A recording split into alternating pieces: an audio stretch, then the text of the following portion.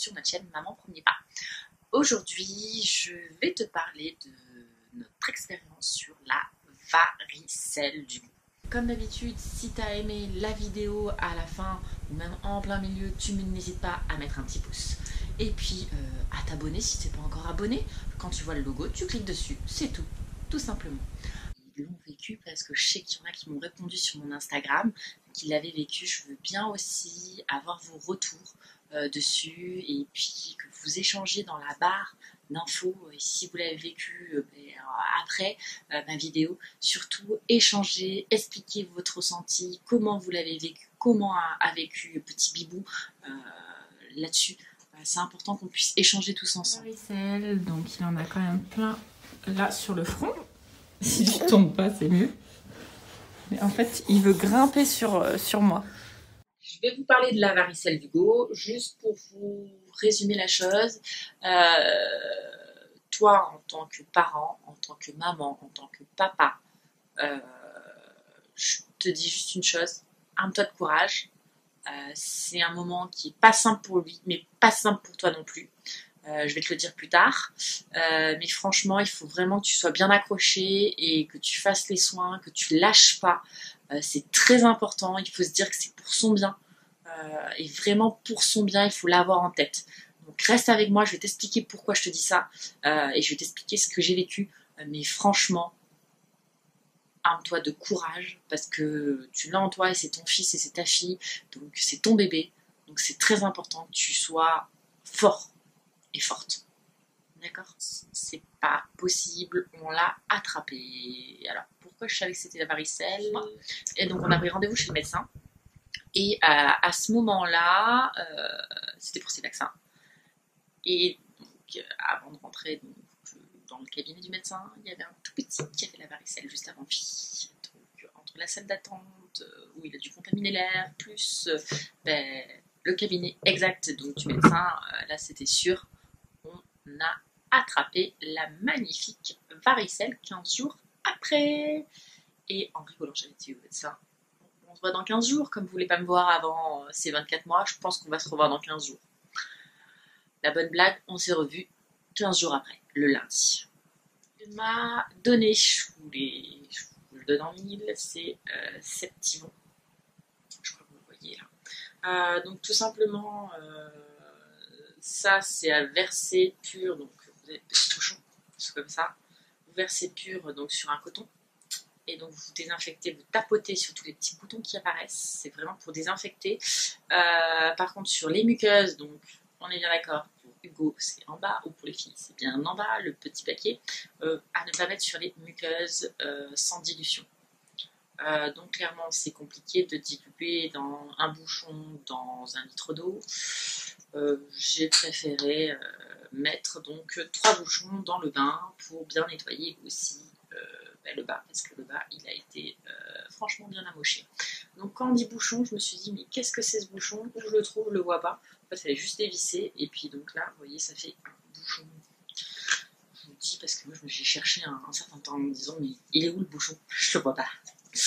Donc voilà, donc Septivon c'est pour bien désinfecter. Une fois que c'est désinfecté et qu'il peut y avoir donc un bouton qui devient jaune, qui a une mauvaise forme, qui a éclaté, il a demandé qu'on mette une crème antibiotique, donc vous verrez ce que votre médecin vous donnera. Moi il m'a donné cet antibiotique là, donc à mettre bien sûr sur chaque bouton. Bien sûr s'il y en a un bouton qui est infecté, vous lavez votre main, votre petit doigt, votre autre doigt ou un coton-tige. Hein. De toute façon, c'est un coton-tige par bouton. Donc, quand c'est infecté, surtout ne pas réutiliser le même coton-tige ou votre doigt. Si vous avez fait avec le doigt, il faut vraiment changer pour ne pas contaminer les autres boutons. Donc, ça, c'est vraiment que si ça s'est infecté. Et puis après, il nous a donné Aérus, comme on peut dire. Mais là, c'est comment ça s'appelle, un médicament qui n'est plus de marque. C'est ça. En gros, il fallait donner 2,5 ml via la pipette, parce que j'ai une pipette qui est toujours dans la cuisine, parce que je le donne toujours à Hugo. Voilà, c'est ça, c'est un flacon. Ça a le goût de l'orange, parce que j'ai goûté. Et donc en gros, il faut le donner le soir, de préférence, parce que la journée, en fait, tout va bien. mais le soir, c'est catastrophique. Je vous en parle après. Donc restez avec moi, je vais vous en parler. C'est sympathique. Donc ça, c'est vraiment le truc standard qu'a donné le médecin. Après, donc, je suis allée à la pharmacie pour acheter ces magnifiques produits et on m'a conseillé, et puis même plusieurs sites et blogs de mamans qui en parlent. Je vous mettrai les liens des blogs de mamans qui en parlent parce que j'ai trouvé ça, qui parlent de Aderma. C'est une très bonne marque. Je ne sais pas si voilà, vous voyez. Et c'est Cythélium, spray asséchant. Donc en gros, c'est pour les nourrissons, les adultes, les enfants. Et donc là, c'est en forme de pchit. Moi, le pchit lui a fait peur. Donc après, à ce qui paraît, il y aurait des solutions. Vous pouvez passer. Clairement, vous pouvez en acheter 2 flacons comme ça. Si vous avez un flacon, c'est un flacon de combien? 100 ml. Donc vous pouvez acheter peut-être un flacon juste à passer avec la main, qui est de 100 ml, et un autre à spray. Alors, à spray pour Hugo, c'était pratique, et même je pense que pour les filles, c'est pas mal. C'est qu'il en avait plein autour des fesses et il en avait plein au niveau du kiki. Donc, clairement, j'en ai aspergé pour assécher ces boutons-là qui souvent s'irritent, s'enflamment et se transforment. Donc, franchement, ça a super bien marché. Et il en avait plein sur le torse, plein sur le dos, comme vous pouvez le voir sur les photos. C'était assez impressionnant. Et puis, par contre, pour le visage, je mettrais sur un coton et puis je tapotais. Toujours tapoter, hein. Bien sûr, quand vous prenez le bain aussi, parce qu'on parle du tapotage, quand vous avez pris le bain, donc évitez un bain trop long. C'est vraiment important pour eux. Il faut que ce soit le plus court possible, pas trop chaud non plus. Je vous montre le bain là que j'ai fait. Et puis aussi, quand vous l'avez sorti, surtout ne pas frotter pour essuyer, tapoter, tapoter, tapoter, tapoter, tapoter. Prenez une serviette propre, hein, et vous tapotez. Parce que ça c'est important. Donc il faut savoir que après le bain, pyjama je changeais tous les jours, le potier je changeais tous les jours, les vêtements c'était pareil, et clairement en fait il n'a pas dormi en pyjama.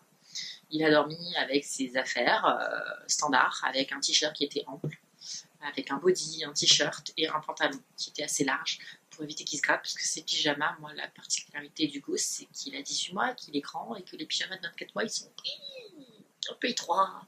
Donc quand vous avez des boutons qui grattent, vous oubliez. Tout simplement. Donc voilà. Je crois avoir fait le tour de la varicelle. Si jamais il y a des questions, il ne faut pas hésiter à m'en redonner. Et puis je voulais aussi ajouter qu'en ce moment, Hugo a encore un peu des marques. Et on va voir comment ça va se dérouler et se développer.